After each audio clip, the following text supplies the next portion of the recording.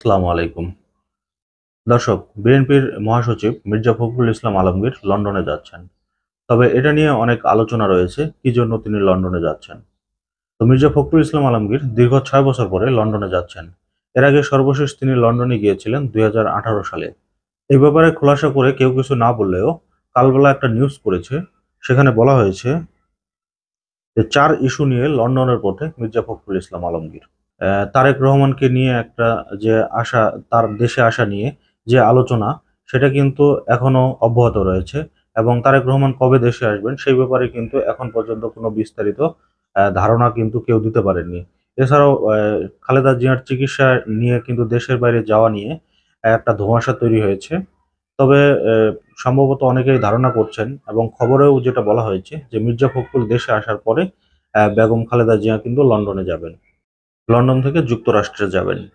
কালবেলার খবরে যেটা বলা হয়েছে যে বিএনপির ভারপ্রাপ্ত চেয়ারম্যানের সঙ্গে বিভিন্ন গুরুত্বপূর্ণ ইস্যুতে ওয়ান টু ওয়ান বৈঠক করবেন তিনি।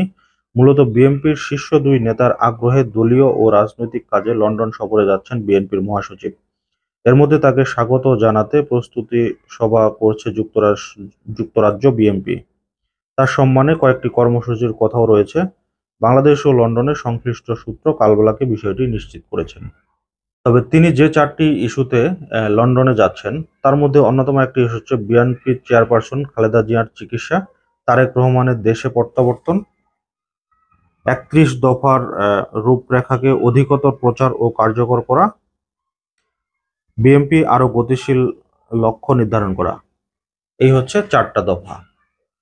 তবে এই ৪ দফার মধ্যে যদিও এখন দেখা যাচ্ছে যে বিএনপির দল কিন্তু এখন তারা পূর্ণ শক্তি নিয়ে মাঠে নামছে, কিন্তু তাদের মধ্যে কিন্তু অনেক কার্যক্রম দেখে আমরা ইতিমধ্যে কিন্তু আতঙ্কিত।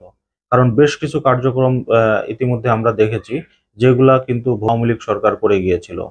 তবে বিএনপির নেতারা বলছেন এসবই এখন দলের জন্য অত্যন্ত গুরুত্বপূর্ণ বিষয়। 2018 সালে একাদশ সংসদ নির্বাচনের পর বিএনপির সহ বিরোধী দলের বিরুদ্ধে দমন-পীড়নের মাত্রা আরও বৃদ্ধি পায়। ফলে তৎকালীন সরকার দমন-পীড়ন নীতির কারণে বিদেশে যেতে পারেননি মির্জা ফখরুল। পাশাপাশি একাধিকবার কারাবরণসহ নানা কারণে বিদেশে যেতে পারেননি, যে কারণে তারেক রহমানের সঙ্গে সরাসরি দেখা হয়নি। এছাড়াও ৩১ দফা নিয়ে যেটা বলা হয়েছে যে ৩১ দফার রূপরেখাকে অধিকতর প্রচারণা ও কার্যকর করা অত্যাবশ্যক। এর সঙ্গে নানা কারণে দীর্ঘদিন ধরে বিএনপির সাংগঠনিক কর্মকাণ্ডে কিছুটা স্থবিরতা তৈরি হয়েছে। চলমান পরিস্থিতিতে বিএনপিকে সাংগঠনিকভাবে আরও গতিশীল করার লক্ষ্য নির্ধারণ করা হচ্ছে গুরুত্বপূর্ণ কাজ। এই কারণেই বিএনপির মহাসচিব মির্জা ফখরুল ইসলাম যুক্তরাষ্ট্রের সফরটি অত্যন্ত গুরুত্বপূর্ণ। তবে তারেক রহমানের সাথে দেখা হওয়াটা এইজন্যই গুরুত্বপূর্ণ, কারণ হয়তো ওভার ফোন সবকিছু কিন্তু ঠিক করা যায় না। সামনাসামনি কিন্তু অনেক কিছু নির্ধারণ করা যায়, যেটা হয়তোবা ওভার দ্য ফোনে ঠিক করা যায় না। তো মূলত এজন্যই মির্জা ফখরুল ইসলামের যাওয়া। আর এছাড়া তারেক রহমানের দেশে ফেরা নিয়েও কিন্তু নানা রকম আলোচনা সমালোচনা আছে। সেই ব্যাপারগুলো নিয়েও হয়তো কথা বলতে যাবেন তিনি। যে কি করা যায় না যায় এবং কবে দেশে আসবে, হয়তো এটা নিয়েও একটা ব্যাখ্যা ভবিষ্যতে মির্জা ফখরুল ইসলাম আলমগীর দিবেন। যদিও সর্বশেষ তিনি দ্য খালেদ মহিউদ্দিন শোতে বলেছিলেন যে তারেক রহমান এই মুহূর্তে দেশে আসা অনিশ্চিত। তো তবে এখন আরো জানা যাবে অধিকতর কি ব্যাখ্যা দেন মির্জা ফখরুল ইসলাম আলমগীর। তো দর্শক, আজকের মতো এই পর্যন্তই। আল্লাহ হাফেজ।